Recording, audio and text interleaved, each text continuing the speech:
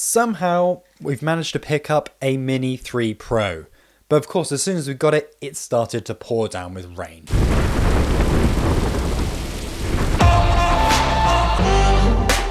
First off, as soon as you get it out of the box, in fact before you even get it out of the box, is you realise how light and tiny this drone is. I can't believe how small they managed to make the Mini 3 Pro.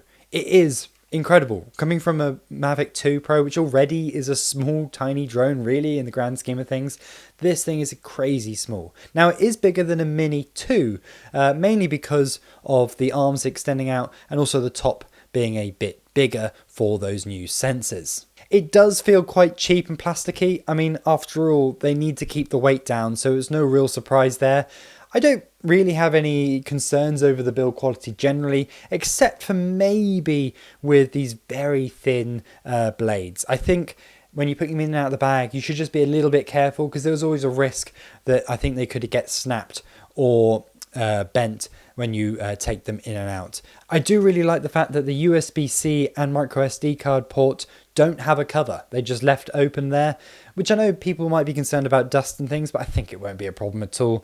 But I do like the fact that you haven't got those annoying little flaps like the Mavic 2 had.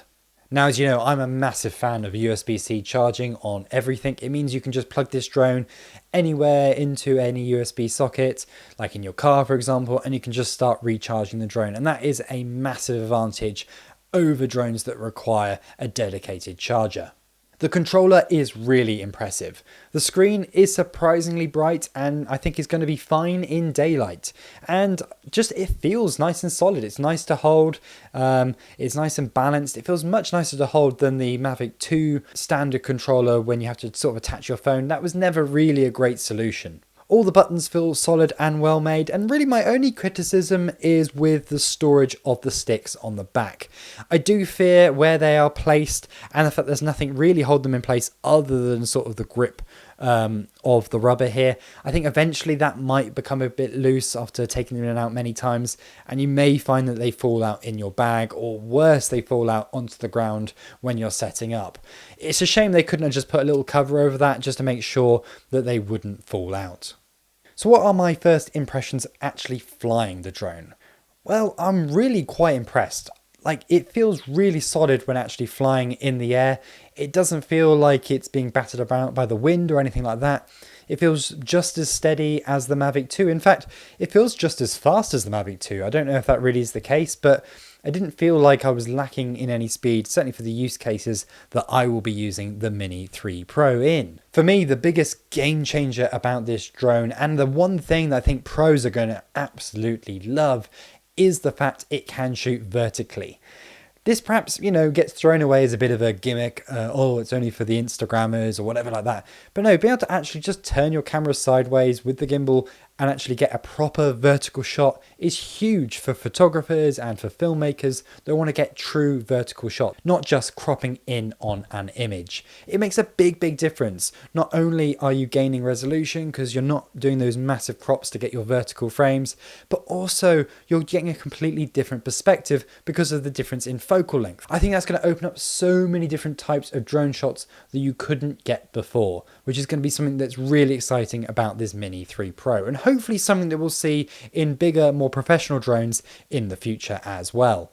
Speaking of new perspectives, because of the design of this drone, because of that kind of cutout front to it, and because of the new gimbal, it can point all the way up to 60 degrees, which means you can look up at quite a high angle. I think those low looking up shots are going to be so exciting to be able to use on shoots, especially when using with the vertical framing. In terms of the image quality, I've only been able to have a quick look at both the film and the photography from this camera, but I have to say it's pretty damn impressive. Compared to the Mavic 2 Pro, which we've used extensively ever since it came out all the way up till now, and we're still going to carry on using it, I have to say it looks pretty damn close.